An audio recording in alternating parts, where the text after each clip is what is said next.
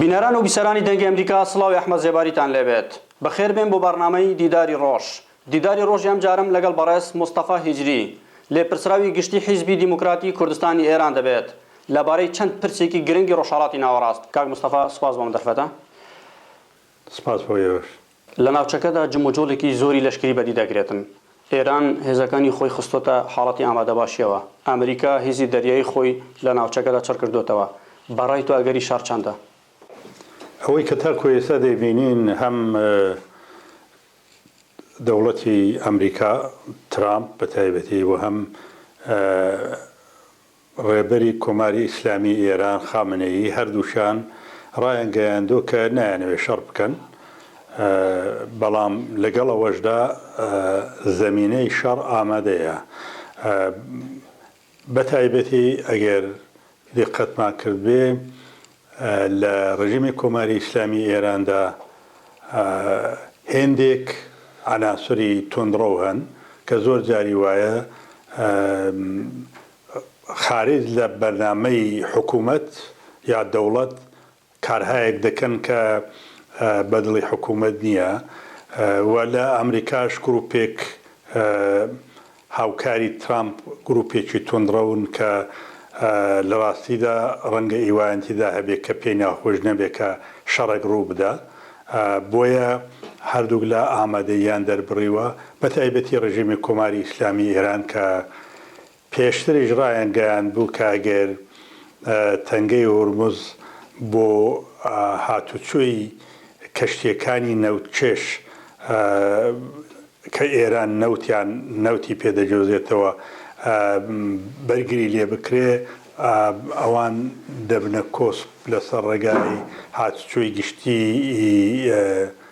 کەشتەکان و هەر لەو ڕۆژانەشدا هێندێک حرەکەتی تحریکامیز کراون وەکو ئەو کەشتیانەی کە لە فوجێر لە بەندەری فوجێرە سەدەمایان پێگەیشت، ئەو هێرشەی کە حوسیەکان کردویانتە سەر دەستگا نەوتیەکانی عەرەبستانی سعودی بەگشتی وەزعیەتەکە وەزعیەتێکی شەڕە. ئەمریکا زۆر جەخت لەسەر ئەوە دەکاتەوە هەموو ئەو فشارانەی کە دەخاتە سەر ئێران بە مەبەستی گۆڕینی ڕەفتارەکانی ئێرانە لە ڕۆژهەڵاتی ناوەڕاستدا.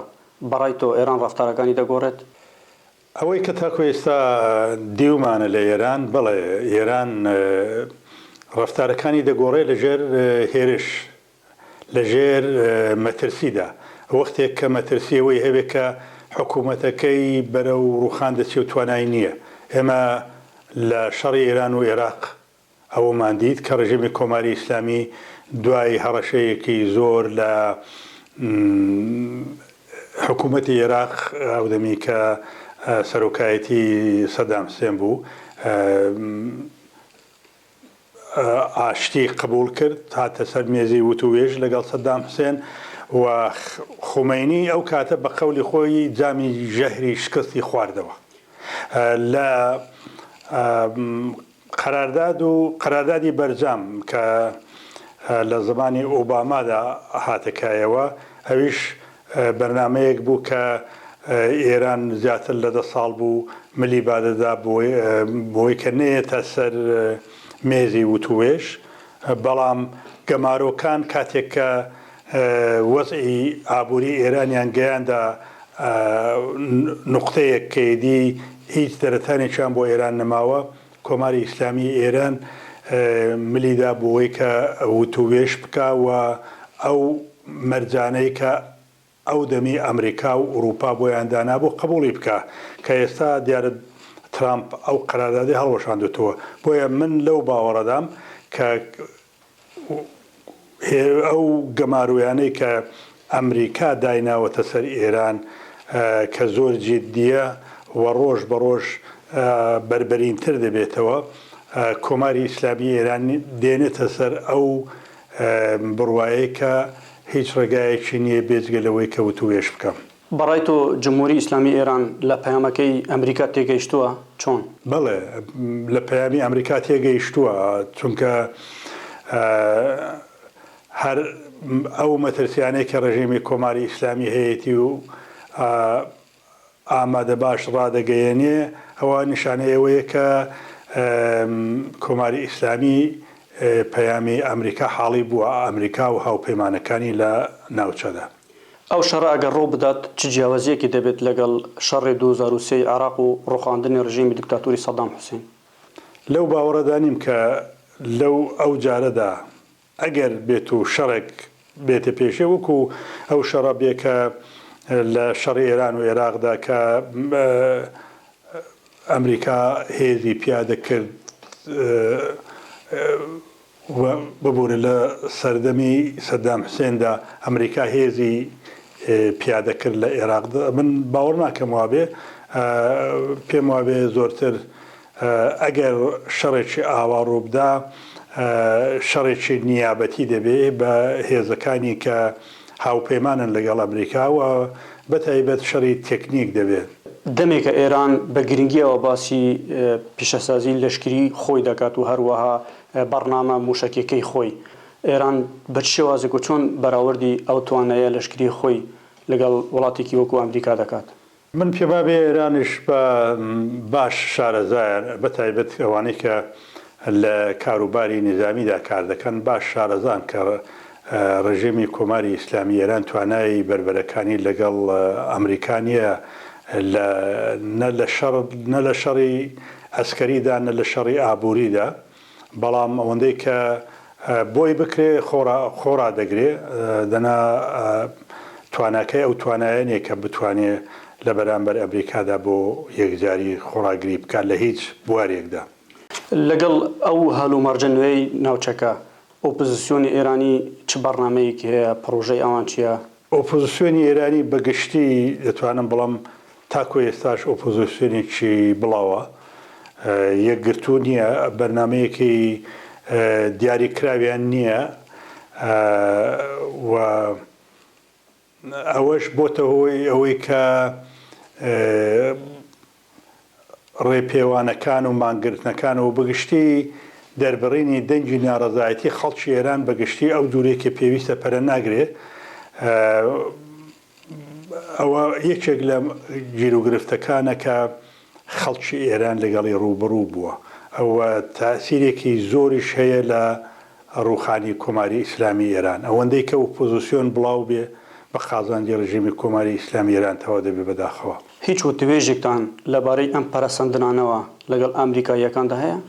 ئێمە وتوێژێکمان لەو بارەوە لەگەڵ ئەمریکایەکان نییە. دەگوترێت سیاسەتی ئۆپۆزیسیۆنی ئێرانی نزیکە لەو سیاسەتەی کە ئۆپۆزیسیۆنی سووریا بەرامبەر بە کوردان دەکرا. ئێوە ینی ئەگەر هاتوو لە داهاتوودا شەڕ ڕۆیدا ئێوە چۆن مامەڵە لەگەڵ ئۆپۆزیسیۆنی ئێرانی دەکەن بە شێوازێک؟ هەموو حولی خۆمان داوە کە لەگەڵ ئۆپۆزیسیۆنی ئێرانی بتوانین ڕێگای پێکەوە سازان و لێک نزیک بوونەوە بگرینە بەر. ئێمە چەند ساڵێکە هاوپەیمانێکمان هەیە لەگەڵ باقینەتەوەکانی ئێرانی وەکو عەرەبەکان، بەلوچەکان، تورکمەن، کورد کە بە ناوی کۆنگرەی نەتەوەکانی ئێرانی فێدراڵە پێکاتووە. لەو هاوپەیمانیەدا ئێمە هەمومان لەسەر ئەو باوەڕین و تێدەکۆشین بۆ ڕوخانی ڕژیمی کۆماری ئیسلامی و پێکێنانی ئێرانێکی دموکراتیکی فێدراڵ. لە زستانی ڕابردوودا ئێمە دوای حولێکی زۆر لەگەڵ ڕێکخراوەکانی هێندێک لە ڕێکخراوەکانی ئۆپۆزیسیۆنی کوردی ئێرانی لە ئێتلافێکی دیکەدا بەشداریمان کرد کە 10 حیزب تێیدا بەشدارە. ئەویش هێندێک لە حیزبەکانی ئۆپۆزیسیۆنی کوردی ئێرانی، نەتەوەکانی دیکەی ئێران و هەروەها هێندێک لە حیزبەکانی فارس تێدا بەشدارین، پێکەوە هاوکاری دەکەین. لەگەڵ باقی ئۆپۆزیسیۆنی ئێرانیش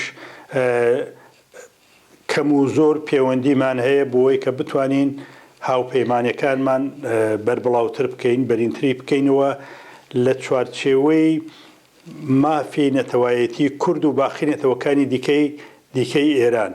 بەگشتی ئەوە لە سیستمێکی حکوومەتیدا کورد دەکەینەوە کە پێی دەڵێن ئێرانێکی دموکراتیکی فێدراڵ، کە لەو حکوومەتە فێدراڵەدا هەموو نەتەوەکانی ئێرانی بە پێی حەشیمەت و جغرافیای خۆیان بتوانن لە ئیدارەی شوێنی نیشتەجێبوونی خۆیان بۆ خۆیان ئیدارەی بکەن،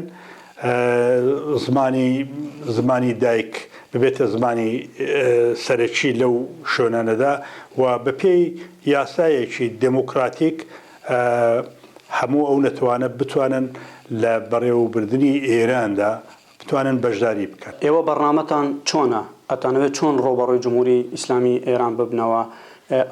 ئامادەسازیتان لەو بارەیەوە چۆنە؟ هیچ ئاستەنگێک لە پێش ئێوە هەیە؟ ئێمە لەگەڵ ڕژێمی کۆماری ئیسلامی ئێران هەر لە سەرەتای هاتن سەرکارێەوە دەزانن کە ئێمە لە خەباتدا بووین دژی ئەو ڕژیمە. ئێستا لە ساڵی 95ەوە خەباتێکی نوێمان ڕاگەیاندووە دژی ڕژێمی کۆماری ئیسلامی بەنێوی ڕاستان، خەباتێکی فرەڕەهەندە هەم لەباری ئەسکەریەوە هەم لەباری مەدەنیەوە کار و تێکۆشانی بۆ دەکەین. بێجگەلەوە ئێمە حەولمانداوە کە لەگەڵ چەند ڕێکخراوی ئۆپۆزیسیۆنی کوردی ئێران لەگەڵ ئەوانش هاوپەیمانی پێکبێنین کە بەخۆشیەوە دوای ماوەیەکی زۆر وتوێژ و دانیشتن توانیومانە ئێستانی زیکەی ساڵێکە ئەو هاوپەیمانیمان پێکهێناوە بە ناوی ناوەندی هاوکاری هێزەکانی ئۆپۆزیسیۆنی کوردی ئێرانی کە 4 حیزب لەخۆ دەگرێ، پێکەوە کار دەکەین لە پەیوەندی دەگەڵ کار و تێکۆشان بۆ ڕوخانی ڕژێمی کۆماری ئیسلامی و پێکهێنانی ئێرانێکی دموکراتیکی فێدراڵ کە لەوێدا کورد و باقی نەتەوەکانی دیکە وەکو باسم کرد مافی سیاسی خۆیان هەبێ. کۆمەڵگەی کوردی لە ئێران ئامادەکاریان لە چه ئاستێکدایە بۆ ڕاپەڕین لە ئێران؟ ڕۆژهەڵاتی کوردستان زیاتر لە بەشەکانی دیکە ئامادەیی هەیە بۆ ڕاپەڕین و بێجگە لەوەی کە لە ڕاپەڕینەکانی ڕابردووشدا بەشدار بووە، ئێستاش ئامادەگی زۆر زیاتری هەیە. ڕەنگە هۆیەکە زۆرتر بگەڕێتەوەی کە لە کوردستان بەپێی سنتێکی مێژوویی هەمیشە حیزبەکانی ئۆپۆزیسیۆن تێکۆشانیان بووە، هەردەمەی بە شێوەیەک خەڵکەکە سیاسیترە، ڕێکخراوترە، یەکگرتووترە، بۆیە ئامادەیی زیاترە و هەر ئەوەش بۆ تۆهۆیەوەی کە زەبر و زەنگی ڕژیم و سەرکوتەکان لەسەر خەڵکی کورد لە کوردستانی ئێراندا زۆرترە لە بەشەکانی دیکە، چۆن کە ڕژیمی کۆماری ئیسلامی ئێران ئەو ئامادەییە لە خەڵکی کووردا دەبینێ بووە نیگەرانێ لێی، بۆیە تند و تیژیەکان لەباری ئەمنیەتیەوە لەباری ئابووریەوە لە کوردستانی ئێران زیاترە لە بەشەکانی دیکە. پرسیاری کۆتاییم چیت هەیە بۆ ئەو کوردانەیە خۆت ئەو لایەن و هێزانەی کە نزیکن لە ئێران، یعنی ئەوان کە چەکی جمهوری ئیسلامی هەڵەگرن بەشێکیان لەو کوردانی کە چەکی جمهوری ئیسلامی هەڵەگرن دژی ئێوە دەجەنگن، چیت هەیە بۆ ئەوانە؟ ئێمە پێشتریش پەیامان داوە بەو هاوڵاتیانە، ئێستاش بانگەوازی مە بۆ ئەو خەڵکەوەیە کە ئێستا کە ڕژیمی کۆماری ئیسلامی ئێران بەڕۆ ڕوخان دەچێت